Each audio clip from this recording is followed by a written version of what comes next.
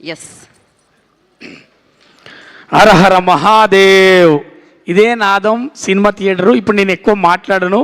ఇది success shot, ఇది తాండవం షాట్ మాత్రం చెప్తా. మనకు సినిమా చూసినంత వరకు మీరు అందరూ ఇది సినిమా అనేది ఇవన్నీ భావన అనేది అన్నీ చెప్పిళ్ళు. బాలేబాబు గారి గురించి ఒక్క విషయం చెప్తా నేను. బాలేబాబు గారికి నటనలో మన ఇండస్ట్రీలో పోటీ లేదనేది మనందరికీ తెలుసు. కానీ బాలేబాబు గారే నటనలోనే పోటీపడి నటించిండు. అతనే నటించడానికి పోటీపడి నటించింది అఖండవం.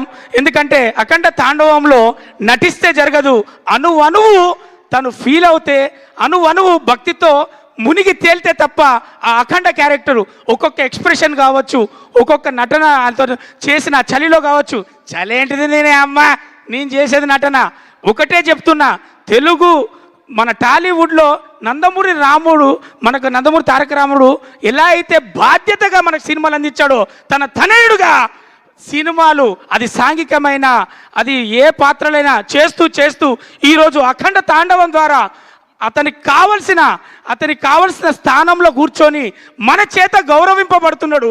అది నందమూరి తారక రాముడు తనయుడిగా బాలకృష్ణ గారికి ఇది చెందింది, అర్హత కలిగింది, ఈరోజు తెలిసింది. అందుకే మనం ఫీల్ అవుతున్నాం. ఇక ఒకటే చెప్తా, ఇది సక్సెస్ షాట్.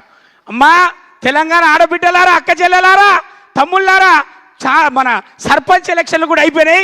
ఇక మీరు కదిలి సినిమా థియేటర్లో పోతే ఈ సినిమాని గెలిపిస్తే మన అందరం కూడా సినిమా కాదమ్మా ఇది మన పిల్లలకు, మన ఆడబిడ్డలకు, మన తల్లిదండ్రులకు అందరితో పాటు చూసే ఒక బాధ్యతతో కూడినటువంటి సినిమా మనకు బాలయ్య బాబు గారు, బోయపాటి గారు, తమన్ గారు ముగ్గురు కలిసి మనల్ని అందరికీ ఏం చెప్పాలో ఏది చెప్పాలో, ఇప్పుడు కాకపోతే ఇంకెప్పుడు చెప్తాం, ఇది కాకపోతే ఇంకేది చెప్తాం అని ఒక భావనతోటి మనకు అందించినటువంటి చిత్రాన్ని మనమే చూడాలి, మనమే విజయవంతం చేయాలి.